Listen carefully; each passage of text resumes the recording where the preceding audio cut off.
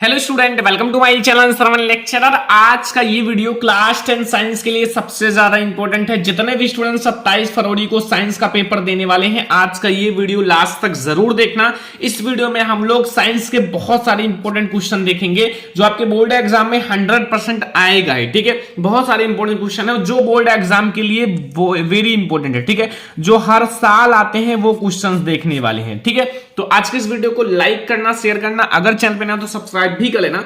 सबसे पहला प्रश्न आप लोग देखो, इसमें क्या पूछ रहा है। लिखा हुआ बेकिंग पाउडर, जिसे आप बेकिंग सोडा भी कह सकते हो या फिर इसे आप खाने वाला सोडा भी कह सकते हो। ठीक है, का रासायनिक नाम सबसे पहले लिखना है, एवं अणुसूत्र लिखना है, बनाने की विधि लिखना है, भौतिक गुण लिखना है, रासायनिक गुण लिखना है। सब कुछ आपको बताना है। ठीक है, तो सबसे पहले हम लोग ये जानेंगे कि आखिर बेकिंग पाउडर का रासायनिक नाम क्या होता है।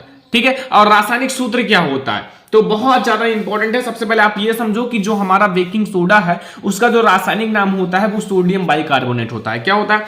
Sodium bicarbonate. अगर सोडियम बाइकार्बोनेट आपको इसका रासायनिक नाम पता चल गया तो आप इससे ही आप अणुसूत्र भी बना सकते हो। इसका सूत्र देखो, Na से होता है सोडियम, H से होता है वाई और CO3 से होता है कार्बोनेट। तो ये हो गया NaHCO3 इसका रासायनिक सूत्र। ठीक है, या अणुसूत्र NaHCO3। ठीक है, तो बेकिंग पाउडर का रासायनिक नाम सोडियम बाइकार्बोनेट तथा अणुसूत्र NaHCO3 होता है। ठीक है, ये हो गया। अब आपको ये समझना है कि यही हमें बनाना भी है। ठीक है, अब ये हमें बनाना कैसे है, क्योंकि हमें बेकिंग पाउडर ही बनाना है और बेकिंग पाउडर का सूत्र पता चल गया तो आप ये समझो कि हमें यही बनाना भी है। ठीक है, तो कैसे बनाओगे देखो, ध्यान से समझना एक एक पॉइंट को। रिएक्शन बहुत ज्यादा इंपॉर्टेंट होता है, रिएक्शन जरूर समझ लेना ध्यान से। बनाने की विधि, या सोडियम हाइड्रोक्साइड के सांद्र विलयन में, जो सोडियम हाइड्रोक्साइड होता है Na से सोडियम, OH से हाइड्रोक्साइड NaOH सोडियम हाइड्रोक्साइड। ठीक है, के सांद्र विलयन में अधिक मात्रा, मतलब इसकी अधिक मात्रा हो कार्बन डाइऑक्साइड की, गैस प्रवाहित करने पर प्राप्त होता है।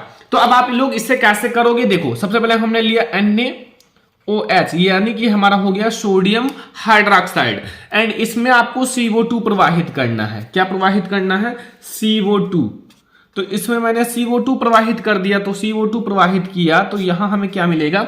यहां मिलेगा Na2CO3 एंड प्लस H2O। लेकिन अब आपको इसको बैलेंस भी करना होगा। यहां Na2 है तो यहां 2 कर दो। ठीक है, ये बैलेंस हो गया।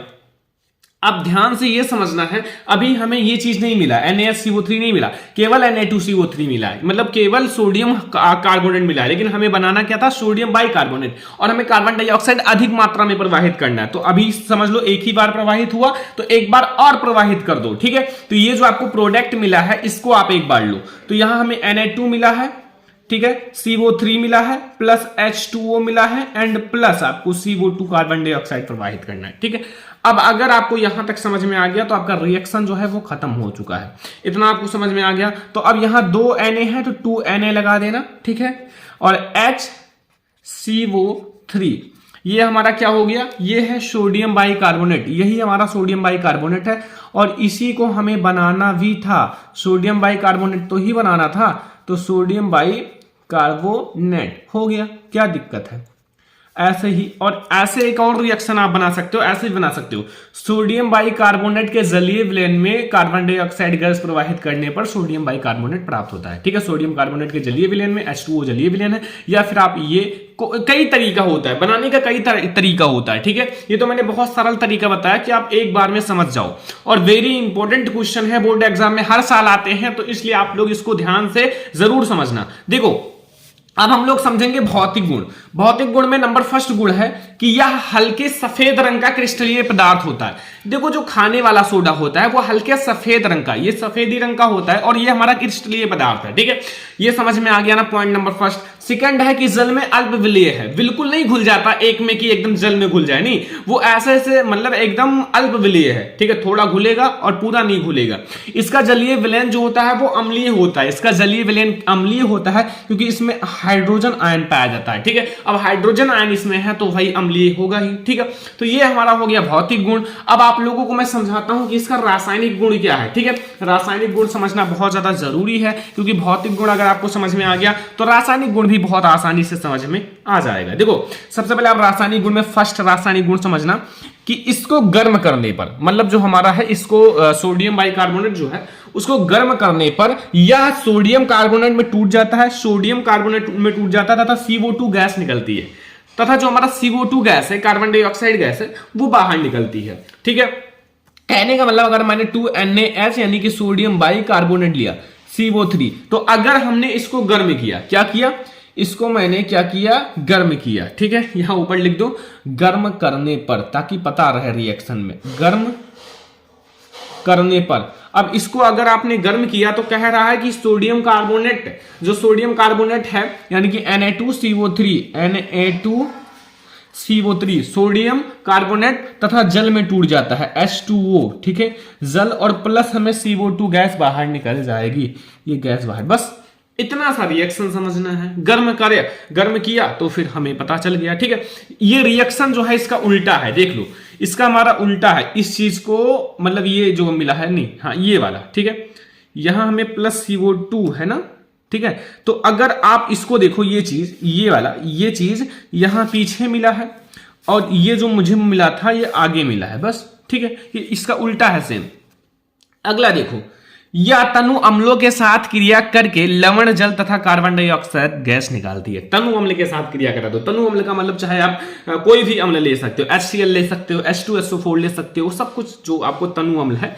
तो अब मैंने लिया क्या, मैं लेता हूं NaH, पहले आप NaH लो एंड CO3। अब इसका आप तनु अम्ल के साथ क्रिया करा दो, जैसे हमारा HCl है, इसके साथ मैंने क्रिया कराया, तो HCl के साथ अगर आप क्रिया कराओगे तो क्या मिलेगा बच्चों, यहां मैंने HCl के साथ तो NaCl यानी कि हमें लवण मिला, NaCl यहां से निकल गया, Na यहां से, Cl यहां से, एंड प्लस और जल भी निकलेगा, H2O भी बाहर निकल गया, प्लस CO2 भी बाहर निकल गया, ये हो गया बस।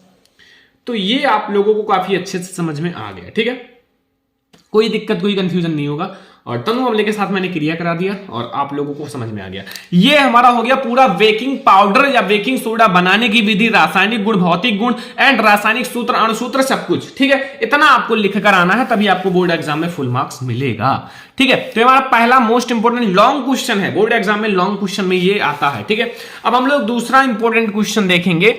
ये आप लोग ध्यान से देखो, इसमें क्या पूछ रहा है, इसमें पूछ रहा है कि विद्युत रासायनिक श्रेणी, ठीक है, जो विद्युत रासायनिक श्रेणी के किन्हीं दो अनुप्रयोग को लिखिए। सबसे पहले आपको यह बताना है कि आखिर विद्युत रासायनिक श्रेणी होता क्या है, फिर आपको उसका अनुप्रयोग भी लिखना है। ठीक है, विद्युत रासायनिक श्रेणी आपको सबसे पहले उसकी परिभाषा देनी है। देखो विद्युत रासायनिक श्रेणी को कहा जा सकता है धातुओं की सक्रियता श्रेणी। ठीक है, एक ही चीज है, चाहे आप धातुओं की सक्रियता श्रेणी कहो, चाहे आप विद्युत रासायनिक श्रेणी कहो। ठीक है, ये क्वेश्चन कई प्रकार से पूछ सकते हैं, धातुओं की सक्रियता श्रेणी क्या है, इनके अनुप्रयोग लिखो, विद्युत रासायनिक श्रेणी क्या है, इनका अनुप्रयोग लिखो। मतलब क्वेश्चन कई प्रकार से आ सकता है, इसलिए क्वेश्चन भी याद रखना कैसे आता है। अब मान लो मैंने विद्युत रासायनिक श्रेणी पढ़ा दिया, बोर्ड एग्जाम में धातुओं की सक्रियता श्रेणी आ जाए, कहोगे सर पढ़ाया ही नहीं। एक ही चीज है, ये ध्यान रखना। ठीक है, पॉइंट आपको याद रखना है। तो सबसे पहले हम लोग ये समझेंगे आखिर हमारा विद्युत रासायनिक श्रेणी की परिभाषा क्या होती है, डिफिनीशन क्या है। ठीक है, तो धातुओं की सक्रियता श्रेणी विद्युत रासायनिक श्रेणी, ठीक है, या फिर इसे आप धातुओं की सक्रियता श्रेणी कहो या विद्युत रासायनिक श्रेणी कहो। ठीक है, वह सूची है जिसमें धातुओं की क्रियाशीलता के अवरोही क्रम में व्यवस्थित किया जाता है। ठीक है, जो धातुओं की क्रियाशीलता है सबसे ऊपर सबसे अधिक अभिक्रियाशीलता, फिर ऐसे नीचे नीचे आप घटते घटते घटते क्रम में जाओगे, सबसे नीचे आपको सबसे कम अभिक्रियाशीलता वाला तत्व मिलेगा। ठीक है, तो व्यवस्थित किया जाता है। विस्थापन के प्रयोगों के बाद निम्न श्रेणी को विकसित किया गया है, जिसे हम लोग सक्रियता श्रेणी कहते हैं। ये आप लोगों का सक्रियता श्रेणी है, अभी मैं आपको समझाऊंगा। सबसे पहले आपको ये परिभाषा समझ में आ गया ना, परिभाषा अगर आपको समझ में आ गया तो फिर आपको आगे कोई दिक्कत नहीं होगा। ठीक है, अब आपको यह समझना है कि अब आप हम इस श्रेणी को कैसे देखें, कैसे तैयार करें, तो वो आप लोग तैयार कर लेना। ठीक है, धातुओं की सक्रियता श्रेणी में आपको दिखा देता हूं। सबसे पहले आपको परिभाषा समझ में आ गया, आखिर धातुओं की सक्रियता श्रेणी होता क्या है, फिर आप लोग समझो। सबसे पहले हमारा है के। ठीक है, के का मतलब है क्या, यहां मैं लिख दूं, कहो तो नाम सारे का लिख दूं। देखो के का मतलब होता है बच्चों पोटेशियम। क्या होता है, पोटेशियम। ठीक है, ये हमारा सबसे ऊपर के है जो है पोटेशियम, सबसे अधिक अभिक्रियाशील तत्व। ठीक है, फिर Na है, अर्थात हमारा ये क्या है, सोडियम। एक एक चीज को समझो, फिर हमारा Na है ना, सोडियम है। ठीक है, अब आप लोगों का Ca है कैल्शियम।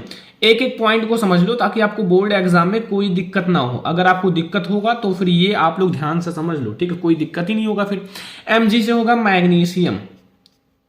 ठीक है, तो ये हमारा हो गया मैग्नीशियम। ऐसे करके आप सारे का नाम लिख सकते हो, ठीक है। एल से क्या होता है, एल्यूमिनियम, ठीक है, एल्यूमिनियम। और भी बता दें सारे का। जेडन से क्या होता है, जिंक, ठीक है, जेडन से क्या होता है, जिंक। एफई से आयरन, क्या होता है, आयरन। पीबी से बच्चों, पीबी से होता है लेड, यानी कि सीसा। एच से होता है हाइड्रोजन, जो हमारा हाइड्रोजन होता है। सीयू से बच्चों, सीयू से कॉपर, क्या होता है, कॉपर, ठीक है।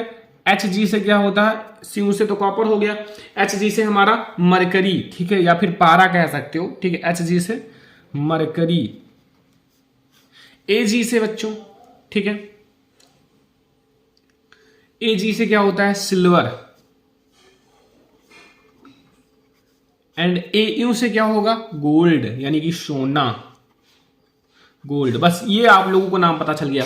अब इतना अगर आपको नाम पता चल गया तो जो सबसे ऊपर है वो सबसे अधिक अभिक्रियाशील तत्व है। फिर ऐसे नीचे आते चले जाओगे, घटती अभिक्रियाशीलता मिलेगी, ठीक है।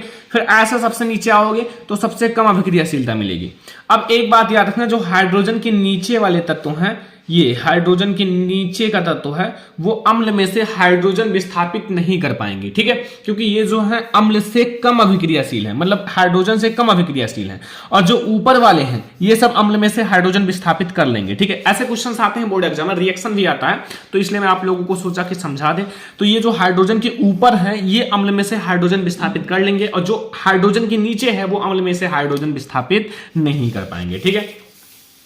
दो अनुप्रयोग समझ लो, वही के अकॉर्डिंग है जो मैंने अभी बताया है। देखो, जैसे पहला, विद्युत रासायनिक श्रेणी की सहायता से धातुओं की अभिक्रियाशीलता की तुलना की जा सकती है। तुलना का मतलब क्या है, मैं आपको थोड़ा सा समझा देता हूं ताकि आप लोगों को बोर्ड एग्जाम में आए तो आप छोड़ो ना, ठीक है। जैसे मान लो हमारा यहाँ एक Na है, ठीक है, Na है, ठीक है, ध्यान से समझना, यहाँ Al है, फिर हमारा Cu कॉपर है, नीचे कॉपर है। अब इसमें ये कॉपर है, ठीक है, कॉपर।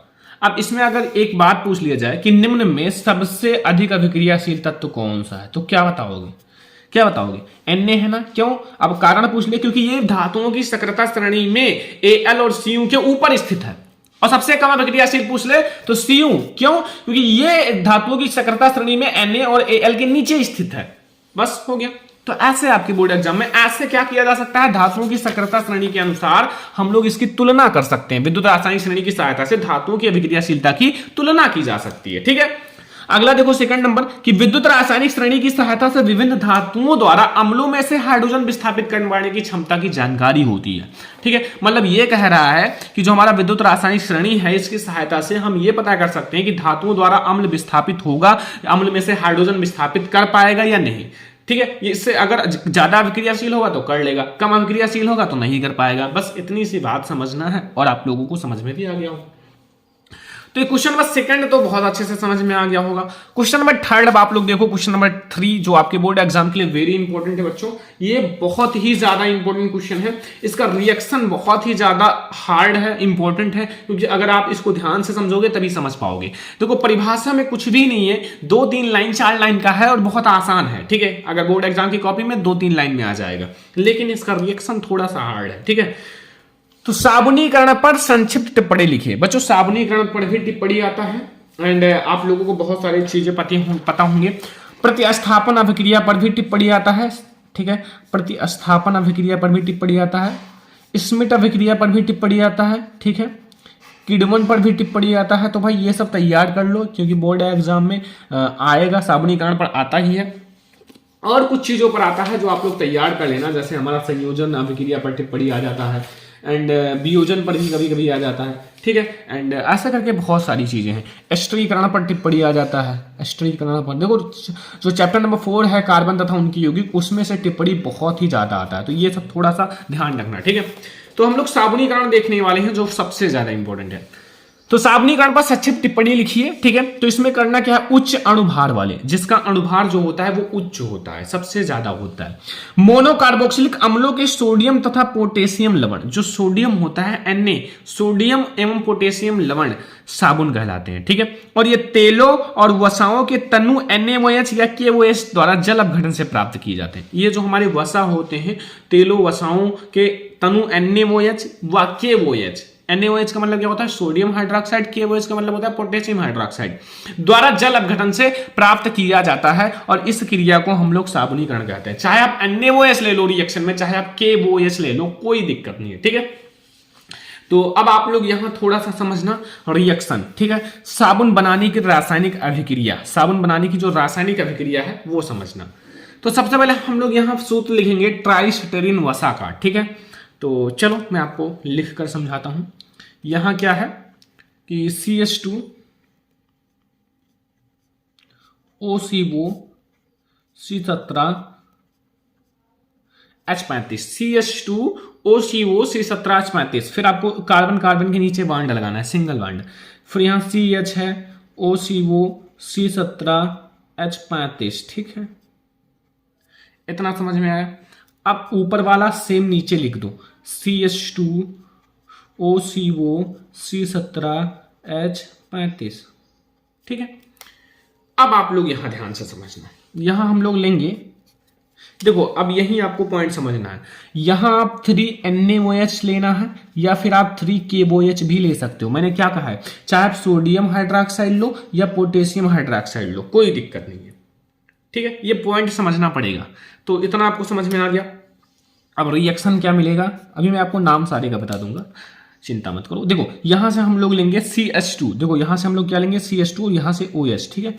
CH2 OH, फिर सिंगल बॉन्ड यहां से CH लेंगे, यहां से OH लेंगे, फिर सिंगल बॉन्ड CH2 लेंगे, OH लेंगे, ठीक है। And plus 3C17 H35 COONA। अब एक एक का नाम समझ लो। देखो ये हमारा है बच्चों वसा, जिसे हम लोग कहते हैं ट्राइस्टेरिन,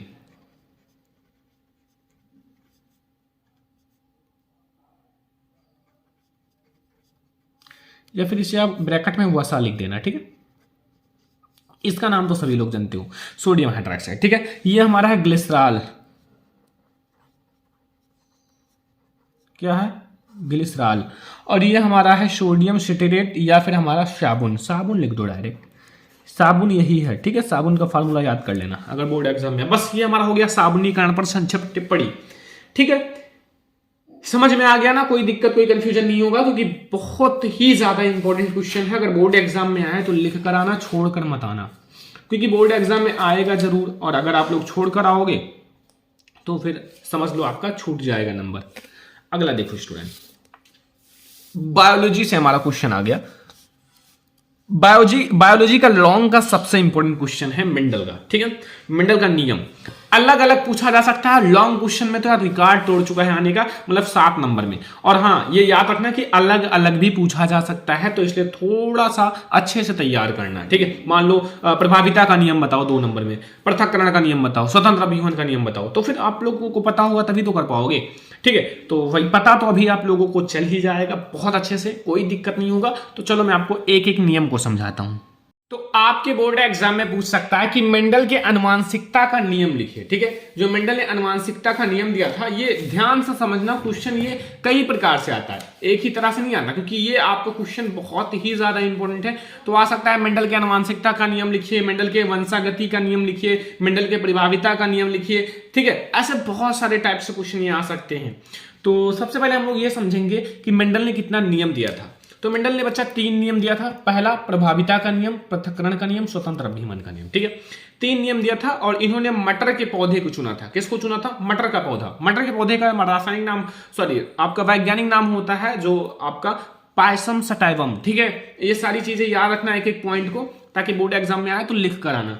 तो अब हम लोग समझेंगे ये हमारा इसके तीनों नियम, ठीक है, मेंडल के तीनों नियम का। तो पहले हम लोग देखेंगे प्रभाविता का नियम। तो इसमें क्या है, जब विपरीत लक्षण का मतलब लंबा हो, बौना हो, ठीक है, कुछ भी हो, मतलब विपरीत हो, एक दूसरे से विपरीत हो। लंबा है तो बौना होना चाहिए, ठीक है। गोल है तो झुर्रीदार होना चाहिए। पीला है तो हरा हो, ऐसे करके आपके कई सारे विपरीत लक्षण दिए थे मेंडल ने प्रभावी का। प्रभावी जो हमारा प्रभावी लक्षण होता है, अप्रभावी लक्षण, विपरीत लक्षण, ठीक है। तो जब विपरीत लक्षण लंबा तथा बौने पौधे के बीच संकरण कराया जाता है, संकरण का मतलब होता है रिएक्शन जैसे होता है ना, इसमें संकरण होता है। प्रभावी लक्षण वाला जो प्रभावी लक्षण अपना जीन वाला जो प्रभावी लक्षण वाला जीन अपना लक्षण प्रदर्शित करता है, ठीक है। प्रभावी लक्षण वाला जीन जो है अपना लक्षण प्रदर्शित करता है, जबकि अप्रभावी लक्षण अपना जीन प्रदर्शित नहीं करता है। मतलब जो प्रभावी लक्षण होता है वो अपना लक्षण प्रदर्शित करता है, लेकिन अप्रभावी लक्षण अपना लक्षण प्रदर्शित नहीं करता है। अब आप कहोगे सर ये कैसे हम समझें, तो इसको समझने के लिए मैं आपको थोड़ा सा समझाता हूं। देखो ये हमारा है लंबा, ठीक है, कैपिटल टी जिसे कहा जाता है टैल, ये हमारा शुद्ध लंबा है, और जिसे आप लोग कह सकते हो बच्चों शुद्ध लंबा, और इसे आप लोग क्या कह सकते हो प्रभावी, क्या कह सकते हो बच्चों, प्रभावी लक्षण है, प्रभावी है, ठीक है। अब आप लोग इधर लो स्मॉल टी, ठीक है, स्मॉल टी, और इससे आप कहो शुद्ध बौना, क्या कहोगे, शुद्ध बौना, और इसको आप लोग कह सकते हो अप्रभावी, क्या कह सकते हो, अप्रभावी, ठीक है। प्रभावी हो गया, अप्रभावी हो गया। अब बात समझो, यहां से आपको संकरण कराना है। देखो बस हो गया, संकरण में कुछ नहीं होता। देखो यहां आप लोग एक टी यहां से ले लो, एक स्मॉल टी यहां से ले लो, एक एक आएंगे, ठीक है। तो ये हमारा क्या बन गया, ये हमारा कैपिटल टी आ गया, इसलिए लंबा बनेगा, लंबा पौधा। अब बताओ अगर लंबा पौधा बना तो कौन सा अपना लक्षण प्रदर्शित किया, प्रभावी वाला ना, तो प्रभावी वाला ही तो अपना लक्षण प्रदर्शित करा। तो फिर हमारा इसीलिए तो मैंने कहा है कि प्रभावी लक्षण अपना लक्षण प्रदर्शित करता है, अप्रभावी लक्षण अपना लक्षण प्रदर्शित नहीं करता है, ठीक है। ये पहला नियम था। दूसरा नियम समझो, पृथक्करण का नियम समझो, पृथक्करण का नियम, ठीक है। देखो पृथक्करण के नियम में क्या कहा था मेंडल ने कि पृथक्करण के नियम अनुसार कारक जो है, कारक वो युग्मक बनते समय, कारक जो है वो युग्मक बनते समय आधे आधे पृथक हो जाते हैं, इसी को कहते हैं पृथक्करण का नियम। देखो मैं आपको बहुत आसान तरीके से समझा रहा हूं, वैसे तो बुक में पढ़ोगे तो बहुत बड़े बड़े मिल जाएंगे, गाइड में पढ़ोगे तो बहुत बड़े बड़े, लेकिन मैं आपको एक छोटी छोटी लाइन से समझा रहा हूं, ठीक है। वैसे तो आप बहुत बड़ा लिख भी सकते हो। तो पृथक्करण के नियम में बस यही है कि जो कारक है वो युग्मक बनते समय आधे आधे पृथक होकर युग्मक में चला जाता है, ठीक है। जो कारक है वो युग्मक बनते समय। अब देखो मैं आपको समझाता हूं संकरण के साथ। जैसे मैंने लिया कैपिटल टी, ठीक है, और स्मॉल टी। अब लंबा बौना तो पता ही है कौन सा है, ये लंबा है, कैपिटल टी, ये बौना है, ठीक है। एंड लंबा हो गया, बौना हो गया। अब ये हमारा कारक है, क्या है, कारक। अब कारक युग्मक बनते समय, युग्मक कैसे बनेगा, तो इन सबको आधा आधा तोड़ दो, कैपिटल टी अलग, स्मॉल टी अलग, ये हमारा युग्मक हो गया। क्या हो गया ये युग्मक। तो अब यही तो मैंने बताया है, यही कारक जो है युग्मक बनते समय आधे आधे पृथक तो हो गए, यहां दो थे एक एक हो गया अलग अलग। तो ये हो गया सेकंड नियम जो कि मेंडल का था, पृथक्करण का नियम, ठीक है। अब मैं आप लोगों को समझाता हूं स्वतंत्र अभिमन का नियम, ठीक है। स्वतंत्र अभिमन का नियम थोड़ा सा अलग है, हार्ड है थोड़ा सा, तो इसलिए ध्यान से समझना। इसमें क्या है कि स्वतंत्र अभिमन के नियम में कह रहा है जब दो लक्षणों को एक साथ लेकर संकरण कराया जाता है। इसमें एक ही लक्षण नहीं है, इसमें दो लक्षण है एक साथ। जैसे अगर गोल है तो झुर्रीदार रहेगा, पीला रहेगा तो हरा रहेगा, ठीक है। तो दो लक्षणों को एक साथ लेकर संकरण कराया जाता है तो दोनों लक्षणों के जीन युग्मक में अलग अलग हो जाते हैं। मतलब जो दोनों लक्षण के जीन हैं वो युग्मक में अलग अलग हो जाते हैं और स्वतंत्र रूप से अपना लक्षण प्रदर्शित करते हैं, और जो स्वतंत्र रूप से अपना लक्षण प्रदर्शित करते हैं, और इस नियम को स्वतंत्र अभिमन का नियम कहते हैं। और इसी नियम को क्या कहा जाता है, स्वतंत्र अभिमन का नियम कहा जाता है, ठीक है। अब जैसे हमारा है गोल है, दो लक्षण लेना है, मतलब दो लक्षण का मतलब चार चीजें लेना है, ठीक है। तो गोल के साथ पीला, ये दोनों हमारा प्रभावी है, गोल पीला प्रभावी है। अब गोल का जो हमारा अप्रभावी होगा वो झुर्रीदार होगा, क्या होगा, झुर्रीदार, ठीक है, गोल का झुर्रीदार। और जो हमारा पीला है इसका होगा हरा, क्या होगा, पीला का हरा हो जाएगा। अब गोल को मतलब राउंड यानी कि कैपिटल आर और एलो, ठीक है, इसका इस्तेमाल कर देना इधर, मतलब इधर आप लोग स्मॉल आर स्मॉल वाई कर देना, ठीक है।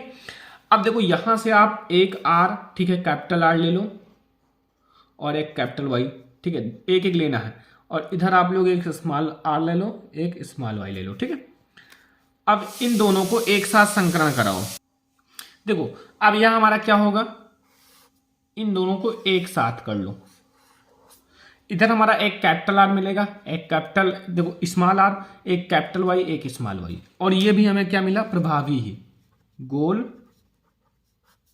और आर आर पीला, स्वतंत्र रूप से अपना लक्षण प्रदर्शित किए बस। ठीक है, तो ये हमारा हो गया स्वतंत्र अभिमन का नियम। तो मेंडल का तीनों नियम बहुत ज्यादा आसान था, कोई हार्ड नहीं है, मतलब अगर आप समझ में आ गया होगा। ठीक है, लेकिन इंपॉर्टेंट बहुत ज्यादा है बोर्ड एग्जाम के लिए। अब हम लोग देखेंगे फिजिक्स का एक वेरी इंपॉर्टेंट क्वेश्चन, जो कि आप लोगों को बहुत ही ज्यादा परेशान किया होगा, बोर्ड एग्जाम के लिए बहुत ही ज्यादा इंपॉर्टेंट भी है, और आप लोगों को बहुत सारे लोग पढ़ाए भी होंगे, लेकिन सत्यापन नहीं पढ़ाए होंगे। ठीक है, केवल ओम का नियम बता देते हैं, सत्यापन कोई नहीं पढ़ाता। तो मैं आप लोगों को ओम का नियम भी पढ़ाऊंगा और साथ में सत्यापन भी पढ़ाऊंगा। ठीक है, ओम के नियम का कैसा सत्यापन हुआ। तो देखो, आपको इसमें यह समझना है कि ओम का नियम क्या है, जो हमारा ओम्स लॉ है वो क्या है, और इसका सत्यापन भी करना है, सत्यापन भी कीजिए। तो देखो, सबसे पहले आप ओम का नियम समझ लो बहुत आसान तरीके से। ओम के नियमानुसार जब भौतिक अवस्थाएं, भौतिक अवस्था का मतलब होता है जैसे ताप, दाब, ये सब भौतिक अवस्थाएं हैं। ठीक है, समान रहे, मतलब इक्वल रहे, समान रहे, तो किसी कंडक्टर या चालक में प्रवाहित होने वाली धारा उसके सिरों के बीच के विभवांतर के समानुपाती होता है। मैं आपको एक बहुत अच्छे तरीके से समझाता हूं। यहां कहने का मतलब है जो विद्युत धारा होगा, ठीक है, वो विभवांतर है जैसे, और विद्युत धारा के समानुपाती होगा। तो मतलब जो हमारा विभवांतर है वो समानुपाती है धारा की। ठीक है, यहां कहने का मतलब है जो B है वो समानुपाती है I के, V समानुपाती I। अब जैसे आप समानुपाती चिन्ह को हटाओगे, यहां बराबर का निशान लग जाएगा, और यहां एक स्थिरांक आ जाएगा। क्या आ जाएगा, स्थिरांक, और यहां I आ जाएगा। ठीक है, अब स्थिरांक का मतलब है यहां R आ जाएगा, V बराबर R I हो जाएगा। अब कहोगे सर यहां R क्या है, जहां R जो है, R चालक का प्रतिरोध है। क्या है, चालक का प्रतिरोध है। अब यहां से अगर मैं ये पूछूं R बराबर क्या होगा, तो B अपान I ही होगा। क्या होगा, V अपान I। अब R का यहां से मैं आपको जो इसका मात्रक है वो बता देता हूं। देखो, R का मात्रक निकालने के लिए प्रतिरोध का मात्रक जो होगा, प्रतिरोध का मात्रक अगर आपको निकालना है तो V का मात्रक क्या होता है, वोल्ट, और हमारा I का मात्रक क्या होता है, धारा का, एम्पियर। तो प्रतिरोध का मात्रक आप एक बना सकते हो वोल्ट प्रति एम्पियर, और वोल्ट प्रति एम्पियर वो ओम के बराबर होता है। तो ओम भी इसका मात्रक है और वोल्ट प्रति एम्पियर भी इसका मात्रक है। बस यही इतना तो समझना है, वोल्ट प्रति एम्पियर भी इसका मात्रक है। ठीक है, और ओम को हम लोग एक चिन्ह है जो कि बहुत ज्यादा जानते होंगे, इस चिन्ह के द्वारा दर्शा सकते हैं। बस इतना आपको ओम के नियम के अंतर्गत समझना है। ठीक है, और अब मैं आपको बताऊंगा ओम का नियम का सत्यापन कैसे करें। देखो, ओम का नियम का सत्यापन समझना जरूरी है बहुत ज्यादा। देखो, ओम के नियम का सत्यापन, ठीक है, सत्यापन कैसे करोगे ये बहुत ज्यादा इंपॉर्टेंट है। तो सबसे पहले आप समझना कि इस प्रयोग के लिए एक बैटरी लेना है, अमीटर लेना है, कुंजी लेना है, धारा नियंत्रक लेना है, प्रतिरोध लेना है, तथा हमें वोल्ट मीटर लेना है। चित्र ए के अकॉर्डिंग, ये आपका चित्र ए है, ध्यान से समझना, ये हमारा वी है। ठीक है, चित्र ए के अनुसार लगाते हैं। प्रतिरोध में प्रवाहित धारा I अमीटर से तथा प्रतिरोध के सिरों के बीच विभवांतर V वोल्ट मीटर द्वारा मापते हैं। ठीक है, अब देखो यहां हमारा इसी तरह, देखो ये तो हमारा बैटरी है, ये धारा नियंत्रक है, ये हमारा कुंजी है, ये अमीटर है, ये प्रतिरोध तार है, ये हमारा वोल्ट मीटर है। ये प्लस माइनस का चिन्ह है, बड़ा डंडी जो होगा वो प्लस होगा, छोटी डंडी वाली माइनस होती है। ठीक है, ऐसे अगर मान लो हमारा ये है तो ये समझ आना, बड़ा वाला प्लस और छोटा वाला माइनस होता है। ठीक है, और ये हमारा हो गया। ठीक है, और धारा तो ऐसे ही नहीं जाएगी प्लस से माइनस की ओर, और बस इतना आपको समझ में आ गया ना। अब देखो नीचे, अभी ये चित्र बी वाला मैं इसके अकॉर्डिंग समझाऊंगा। नीचे के प्रयोग करने के लिए कुंजी के को लगाकर धारा नियंत्रक की एक दिशा की स्थिति के लिए प्रतिरोध में प्रवाहित धारा तथा उनके सिरों के बीच विभवांतर वोल्ट मीटर द्वारा मापते हैं। इसी प्रकार धारा नियंत्रक द्वारा परिपथ में बहने वाली जो धारा है बदलकर आमीटर तथा वोल्ट मीटर के पाठ पढ़ लेते हैं। जब हम लोग विभवांतर को x अक्ष तथा धारा को y अक्ष पर लेकर एक ग्राफ खींचते हैं, यदि यह सरल रेखा आती है, एक ग्राफ खींचते हैं अगर ये सरल रेखा आती है, देखो मैंने ये एक्स अक्ष लिया और ये वाई अक्ष लिया और इस पर हमने ये लिया और इस पर एक ग्राफ खींचा। ये देखो बहुत सरल लेखा, एकदम सरल लेखा जा रहा है ना। अगर सरल लेखा आ गया ना, तो अगर सरल लेखा आता है तो चालक जो है सिरों के बीच विभवांतर तथा उनमें प्रवाहित धारा सरल लेखे ग्राफ ओम के नियम का पालन करता है और हमें सरल लेखा मिला भी है, तो इसलिए हमारा ओम का नियम सही है, अर्थात चालक जो ओम के नियम का पालन करता है। बस इतना सा आपको ओम के नियम के सत्यापन में समझना है और शायद आप लोगों को बहुत अच्छे से समझ में भी आ गया होगा। ठीक है, तो ये है हमारा ओम के नियम का सत्यापन। अब हम लोग देखेंगे आगे के क्वेश्चंस। ये हमारा बोर्ड एग्जाम के लिए सबसे ज्यादा इंपॉर्टेंट क्वेश्चन है। शायद आप लोगों को पता होगा कि हर साल बोर्ड एग्जाम में आता है कि विद्युत मोटर का नमनांकित आरेख खींचना है, इसका सिद्धांत लिखना है, क्रियाविधि लिखना है, विद्युत मोटर में विभक्त वलय का क्या महत्व है ये भी बताना है। तो सबसे पहले हम लोग समझेंगे विद्युत मोटर की परिभाषा। तो विद्युत मोटर एक ऐसा साधन है, मतलब विद्युत मोटर एक ऐसा साधन है जो विद्युत ऊर्जा को यांत्रिक ऊर्जा में बदलता है। ठीक है, देखो विद्युत ऊर्जा जो है विद्युत को खींचता है और अपने कार्यों को करता है, मतलब जो हम लोग कार्य में उनकी सहायता, मतलब विद्युत मोटर हमारे कार्यों में सहायता करता है, तो ये विद्युत ऊर्जा को खींचता है और यांत्रिक ऊर्जा में बदल देता है। ठीक है, ऐसे पवन चक्की भी विद्युत ऊर्जा को खींचता है, यांत्रिक ऊर्जा में बदल देता है, ऐसे होता है। ठीक है, अब देखो सिद्धांत में क्या है, जब किसी कुंडली को चुंबकीय क्षेत्र में रखकर उसमें विद्युत धारा प्रवाहित की जाती है तो कुंडली पर एक बल युग्म कार्य करने लगता है जो कुंडली की उसकी अक्ष पर घूमने का प्रयास करता है। यदि कुंडली अपनी अक्ष पर घूमने के लिए स्वतंत्र हो तो वह घूमने लगती है। ठीक है, देखो फिगर तो मैंने बनवा रखा है तो इसलिए मैं दोबारा नहीं बनवाऊंगा, आपको एक बुक के द्वारा समझा देता हूं। देखो यहाँ क्या है हमारा, ये है N और ये है S, दो चुंबक हैं। ठीक है, इसके बीच में ये हमारा क्या है, ये हमारा आर्मेचर है ABCD। ठीक है, और ये हमारा क्षेत्र चुंबक है NS और ये देखो ये हमारा बैटरी है, ये P है, Q है, L है, M है, विभक्त वलय ऐसे लगा रहता है, आर्मेचर है। तो ये हमारा एक फिगर है, इसको मैंने बनाना सिखाया है, आप लोग सर्च कर लेना विद्युत मोटर बाई थर्मल लेक्चर कैसे बनाए, विद्युत मोटर कैसे बनाए बाई थर्मल लेक्चर वीडियो आ जाएगा। ठीक है, अब हम लोग देखेंगे क्रियाविधि।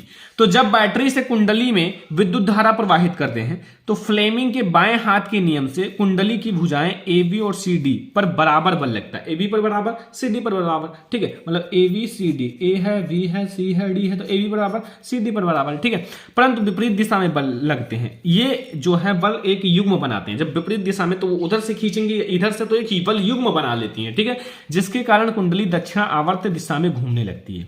कुंडली के साथ उसके सिरों पर लगे विभक्त वलय भी घूमने लगते हैं। इन विभक्त वलयों की सहायता से धारा की दिशा इस प्रकार रखी जाती है कि कुंडली पर बल लगातार एक ही दिशा में कार्य करते हैं, अर्थात कुंडली घूमती रहती है। कुंडली घूमती रहती है तो मतलब हमारा कार्य हो रहा है।